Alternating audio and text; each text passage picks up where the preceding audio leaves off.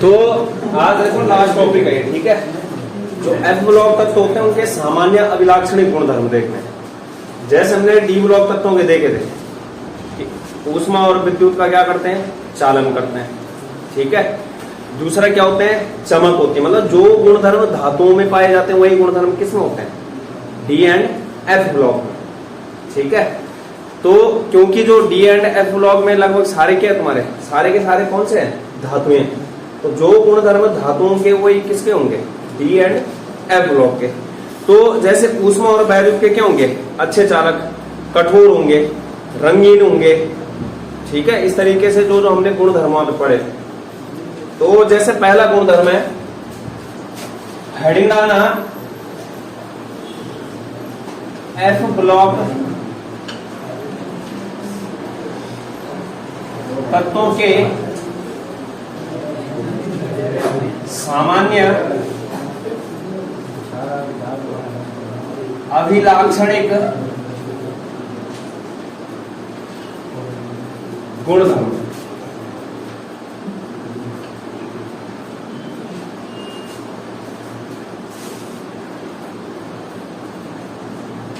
ठीक है। पहला जो गुणधर्म है, जो तुम्हारे एफ ब्लॉक के तत्व होते हैं सिल्वर के जैसे चमकीले होते हैं, ठीक है। लेकिन वायु के उपस्थिति में जैसे ही आएंगे वो क्या हो जाएंगे, फीके पड़ जाते हैं। तो लिखना पहला, सिल्वर यानी कि चांदी के जैसे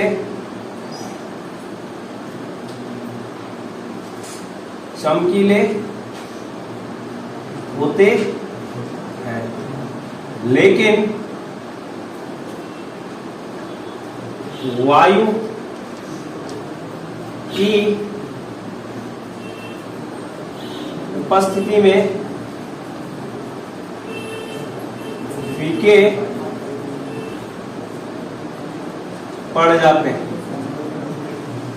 पहला गुणधर्म हो गया कि चमक होती है, लेकिन जैसे क्या आएंगे, वायु की उपस्थिति में आएंगे तो इनकी चमक क्या हो जाएगी, फीकी पड़ जाएगी। दूसरा है ऊष्मा और वैद्युत के अच्छे चालक होते हैं। दूसरा गुणधर्म क्या है, ऊष्मा और वैद्युत के अच्छे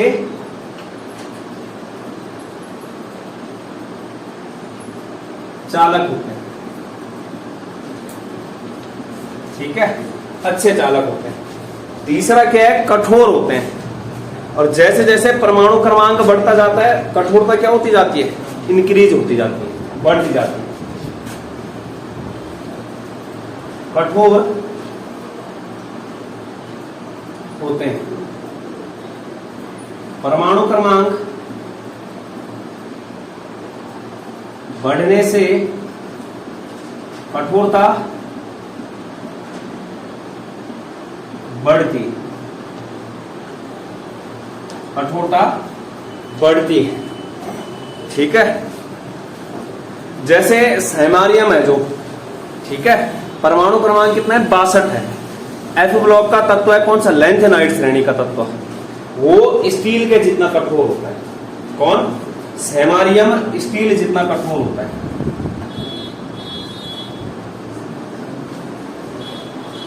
स्टील जितना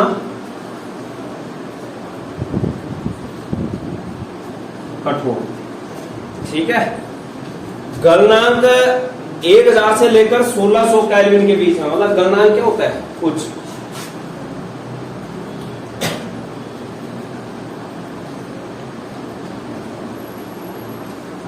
1000 से 1600 केल्विन के मध्य में, ठीक है, ये गलनांक होता है। जैसे जो एफ ब्लॉक तत्व है, दो श्रेणियां हैं, एक जो है लैंथेनाइड श्रेणी और एक एक्टिनोइड श्रेणी है। तो जो एक्टिनोइड श्रेणी के तत्व होते हैं वो सारे के सारे रेडियो एक्टिव तत्व होते हैं, ठीक है।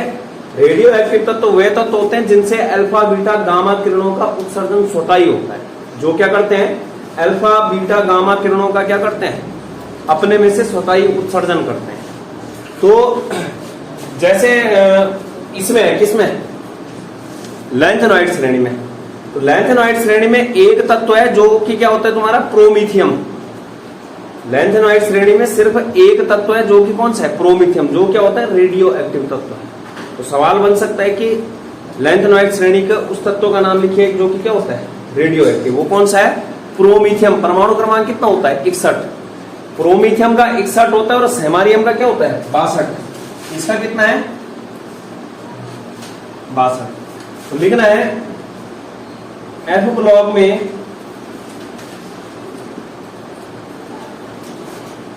एक्टिनॉइड श्रेणी के तत्व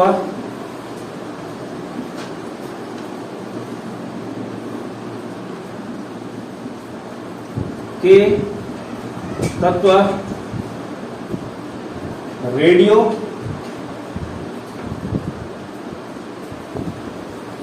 एक्टिव तत्व होते हैं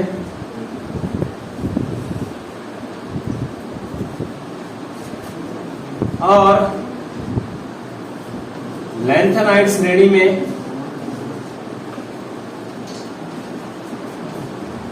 में प्रोमीथियम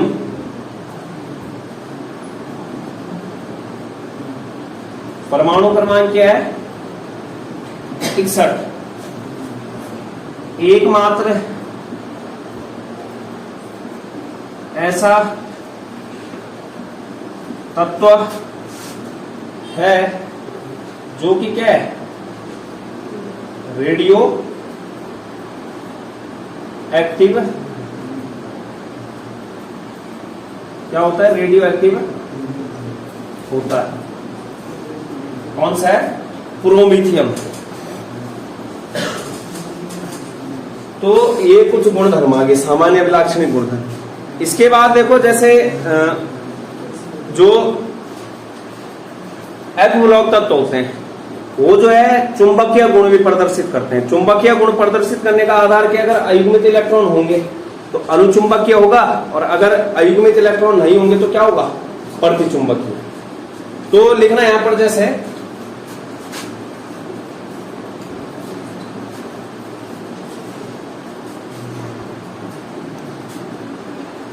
तो क्या बोला, चुंबकीय गुण प्रदर्शित करते हैं। चुंबकीय गुण प्रदर्शित करते हैं। क्या होगा, यदि अयुग्मित इलेक्ट्रॉन उपस्थित, तो क्या हो जाएगा, अनुचुंबकीय और कैसे होगा, रंगीन भी होगा। कैसे होगा, रंगीन। अगर अयुग्मित इलेक्ट्रॉन अनुपस्थित, तो क्या हो जाएगा, प्रति चुंबकीय, और साथ में क्या होगा, रंगहीन। रंगहीन क्या होगा, रंगहीन होगा। तो अब देखो, जैसे हमारे पास लैंथेनाइड श्रेणी के तत्व, लैंथेनम हो गया या फिर ल्यूटेशियम हो गया, ठीक है, लैंथेनम हो गया, ल्यूटेशियम हो गया, सीरियम हो गया। जैसे लैंथेनम है La3+, ठीक है, तो इसका इलेक्ट्रॉनिक विन्यास 4f में कितना होता है, 0। 4f में कितना होता है, 0। ल्यूटेशियम 3+, 4f में कितना होता है, 14। और जो तुम्हारा क्या है, सीरियम 3+, सीरियम 4+, ये भी क्या होगा, 4f 0 हो जाएगा। तो जो तुम्हारे लैंथेनम, ल्यूटेशियम, सीरियम है, लैंथेनम का परमाणु क्रमांक कितना है, 57। ल्यूटेशियम का कितना है, 71, और सीरियम का कितना है, 58। तो जो ये तीनों है, ये क्या होंगे, एक तो प्रतिचुंबकीय होंगे क्योंकि अयुग्मित इलेक्ट्रॉन क्या होगा यहाँ पर 0। अरे 4f0 का मतलब क्या है, वहां पे इलेक्ट्रॉन ही नहीं है। 4f14 का मतलब क्या है, पूरा f कक्षा क्या हो रखा है, f कोष भरा हुआ है।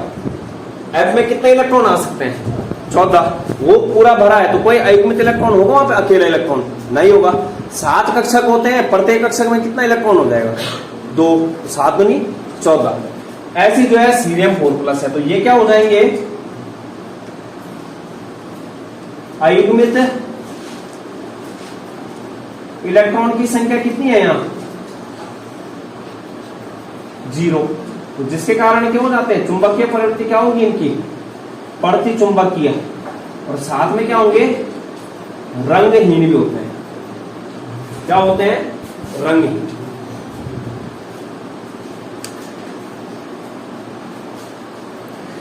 तो जैसे हम डी ब्लॉक तत्वों के लिए निकालते थे, चुंबकीय आघूर्ण निकालते थे, म्यू का मान, तो क्या निकालते थे, √n+2 Bohr magnetron. D block के लिए क्या करते थे, डी ब्लॉक तत्वों के लिए चुंबकीय आघूर्ण, चुंबकीय आघूर्ण म्यू बराबर क्या होता था, √n+2 और b m, जहां पर n क्या होता था, अयुग्मित इलेक्ट्रॉन होता था। n क्या होता था यहां पर, जहां n बराबर अयुग्मित इलेक्ट्रॉन की संख्या, अयुग्मित इलेक्ट्रॉन की संख्या, अयुग्मित इलेक्ट्रॉनों की संख्या। अब यहां पे देखते हैं एफ ब्लॉक के लिए क्या होता है, ठीक है, किसके लिए, एफ ब्लॉक के लिए क्या होता है, एफ ब्लॉक के लिए चुंबकीय आघूर्ण का फॉर्मूला होता है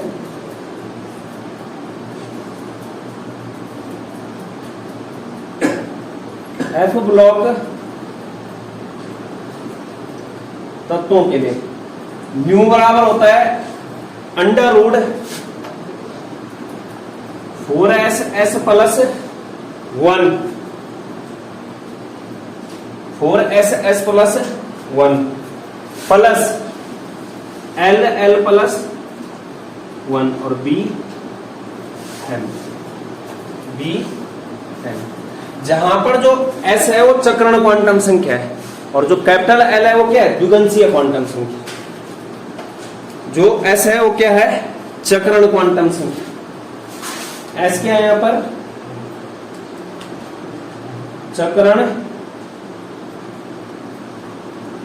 क्वांटम संख्या, और जो L है वो क्या है, द्विगंशीय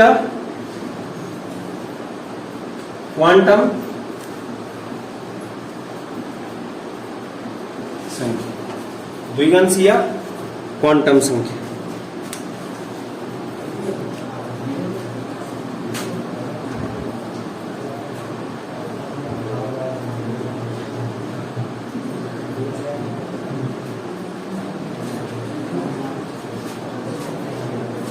करो इसको नोट डाउन।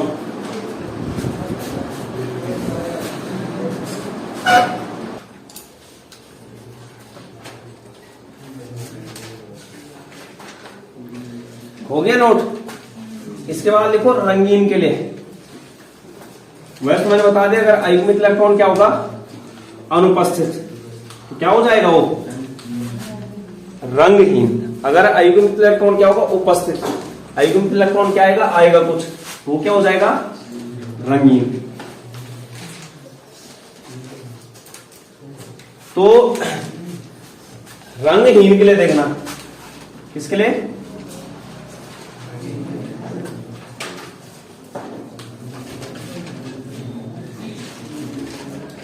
अगर 4f हुआ 0, अगर 4f हुआ 7, और अगर 4f हुआ 14,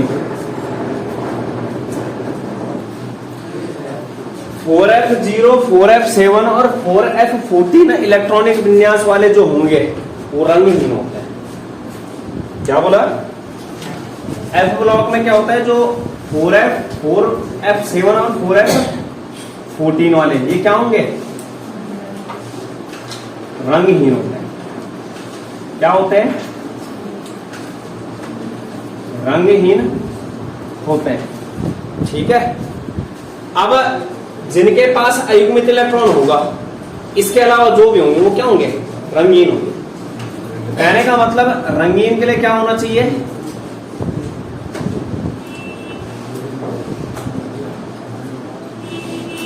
अयुग्मित इलेक्ट्रॉन की उपस्थिति। अब खुद बताओ, जब हम डी ब्लॉक तत्वों में रंगीन यौगिकों का निर्माण करते थे तो किसके कारण होता था, अयुग्मित इलेक्ट्रॉन की उपस्थिति के कारण, जिसके कारण क्या होता था, डी संक्रमण। ठीक है, कौन सा संक्रमण, डी।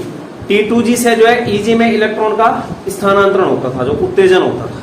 लेकिन यहां पर हम F ब्लॉक की बात कर रहे हैं, तो यहां पर कौन सा संक्रमण हो जाएगा, F संक्रमण। जो रंगीन आएगा वो किसके कारण आएगा, F संक्रमण के कारण, F संक्रमण के कारण। तो F0 का मतलब रिक्त, अरे F0 का मतलब क्या होगा, खाली होगा वो। अरे जो 4F0 होगा इसका मतलब इसके पास क्या है, खाली है वो। जो 4F7 होगा, जो क्या होगा 4F7, वो क्या होगा, अर्धभरित। क्या होगा, अर्धभरित। और जो क्या होगा 4F14, वो क्या होगा, पूर्ण भरित। तो मतलब क्या है कि जो पूर्ण भरित होता है, जो अर्धभरित होता है, और जो क्या होता है खाली होता है F वाला, वो क्या होता है, रंगहीन होता है। क्या होता है, रंगहीन। इसके बाद देखो यहां, तो जैसे जो है रंगीन यौगिक का निर्माण जो करते थे डी ब्लॉक के तत्व, वहां पर क्या होता था, डी संक्रमण। लेकिन यहां पर F ब्लॉक तत्व है, तो F ब्लॉक में क्या हो जाएगा, F संक्रमण। इसके बाद देखो, जैसे डी ब्लॉक के तत्व जो है मिश्र धातुओं का निर्माण करते हैं, ऐसे भी ये भी करते हैं। जो लैंथेनॉइड श्रेणी के तत्व होते हैं, वो उनका गलनांक क्या होता है, उच्च होता है। ठीक है, F ब्लॉक तत्व ही है वो। लेकिन ये क्या करते हैं, ज्यादातर आयरन के साथ, Fe आयरन के साथ क्या बनाते हैं, मिश्र धातु बनाते हैं। तो जैसे एक है तुम्हारा मिस मेटल होता है, मिस धातु, जो बंदूक की बुलेट होती है ना, गोलियां, तो वो मिस मेटल की बनी होती है, छर्रे बोलते हो जिसको तुम, छर्रा होता है जो बंदूक की गोलियां होती है, वो किसी बनी होती है, मिस मेटल, मिश्र धातु एक प्रकार की। तो लिखना आगे,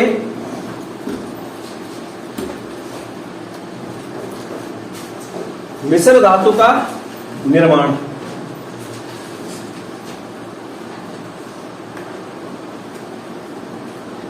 मिश्र धातु का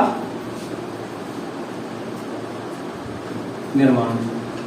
तो जो लैंथेनाइड श्रेणी के तत्व होते हैं,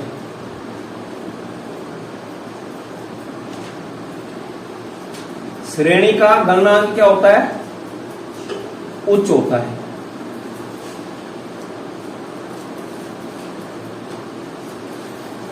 उच्च होता है। ठीक है, जो एक दूसरे धातुओं के साथ क्या कर लेते हैं, जैसे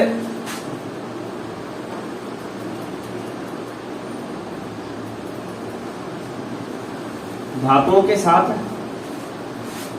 जैसे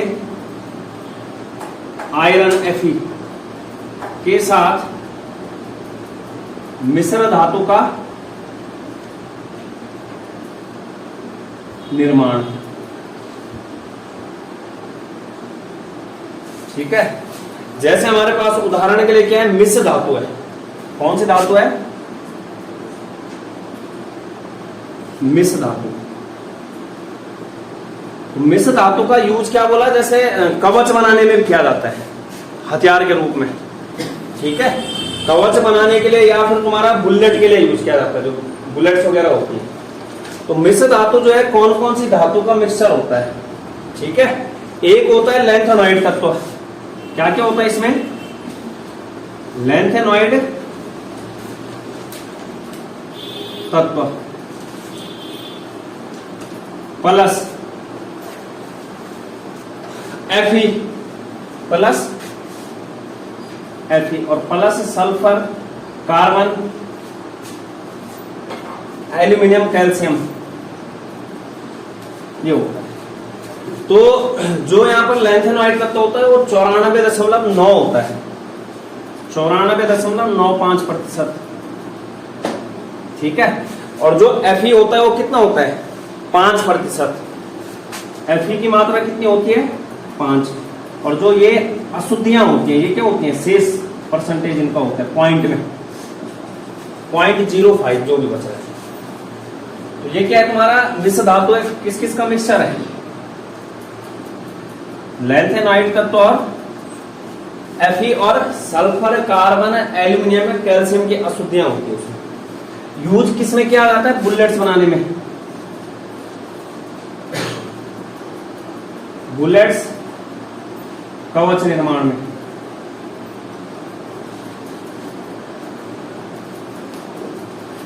दूसरे टाइप की मिश्र धातु होती है पायरोफोरिक मिश्र धातु में बोलते हैं, पायरोफोरिक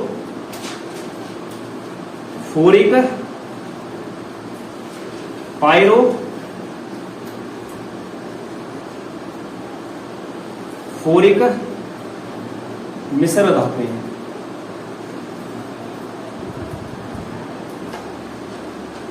पायरोफोरिक मिश्र धातु, तो जो पायरोफोरिक मिश्र धातुएं होती है इसमें लैंथेनॉइड श्रेणी का सीरियम आता है। कौन सा आता है, cerium, cerium plus lanthanum plus जो अन्य अशुद्धियां हैं, सल्फर Fe हो सकता है, Fe aluminium plus calcium aluminium carbon, ये होता है। सीरियम के साथ लैंथेनम, लैंथेनम के साथ Fe या aluminium plus calcium aluminium carbon, ठीक है। जो सीरियम का परसेंटेज होता है वो होता है 40%, 40.5। पायरोफोरिक मिश्र धातु नहीं बोला जाता है इसको।